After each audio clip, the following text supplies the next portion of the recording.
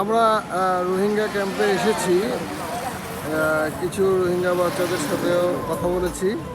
ওদের কাছে জানতে পারলাম যে চিটেঙ্গা ভাষাটা নাকি রোহিঙ্গা থেকে এসেছে এবং এ একটা বড় রোহিঙ্গা।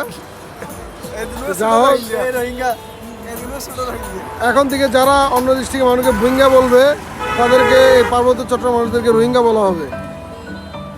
যাক, এটা হচ্ছে আমাদের সুমন ভাই। মনের মধ্যে কোনো প্যাঁচ নাই, কে যে যা বলুক হাসি মুখে সব খুশি মনে নেয়। এটা আলহামদুলিল্লাহ আমার ভালো লাগে, মন থেকে বলতেছি। এই হচ্ছে আমাদের সুমন ভাই।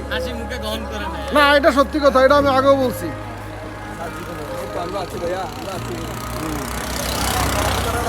তোমার ভাইয়ের একটা ভালো গুণ, যে যা বলুক।